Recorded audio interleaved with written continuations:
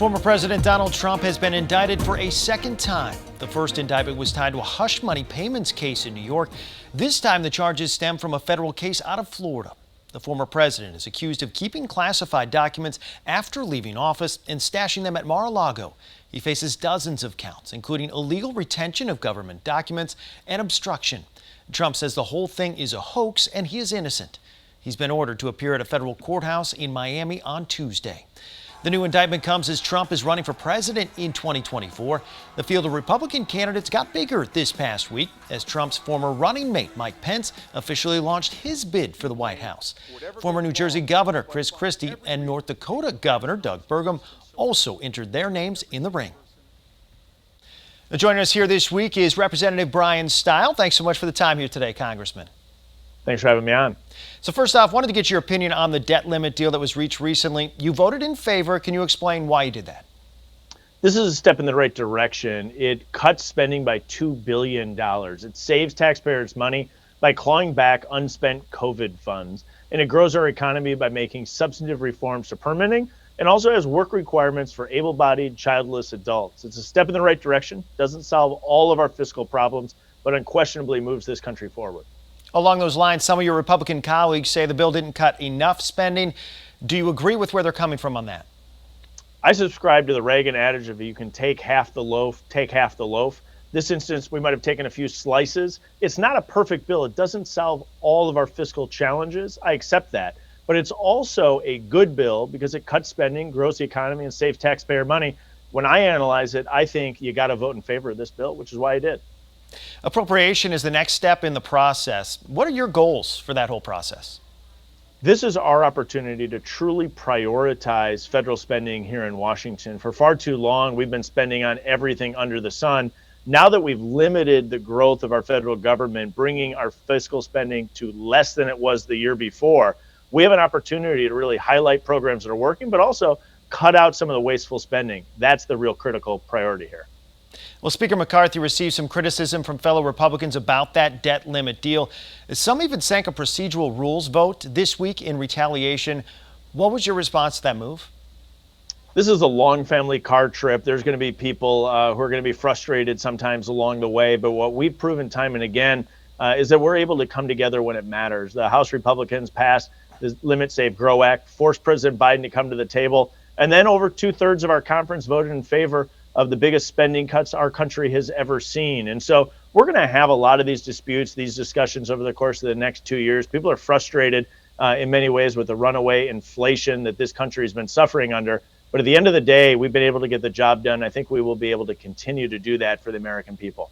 You've mentioned being able to get the job done, but does the Republican Party feel unified when you're having to cancel votes here this week?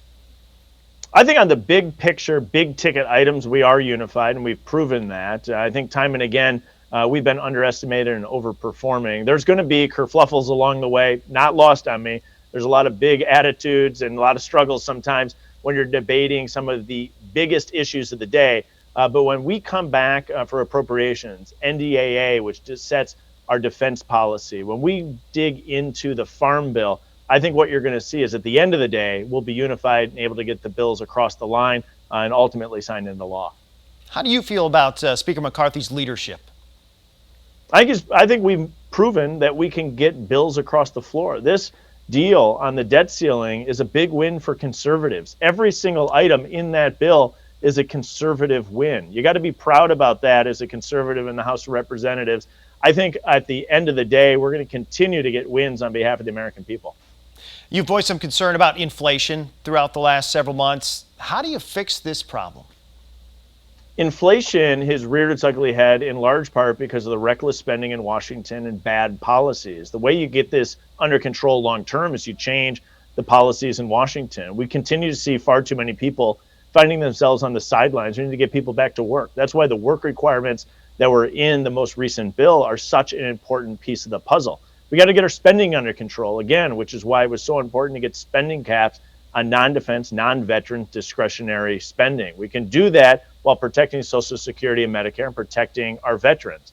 And so if we refocus our policies in Washington, we can get inflation under control because inflation is functioning as a tax on all Americans. Outside of inflation, what are some of your other priorities to address right now? is we look, number one is inflation, because people are falling further and further behind. We have a huge opportunity this year to rewrite the Farm Bill to make sure we're protecting Wisconsin farmers. We have an opportunity in particular as it relates to our national defense to make sure that we're providing for the men and women who wear the United States uniform, and that we're prepared for the risks that we face. But the biggest task in front of us right now is the appropriations bills, the actual process of how we and the federal government spend taxpayer dollars. Making sure we get that right is absolutely critical.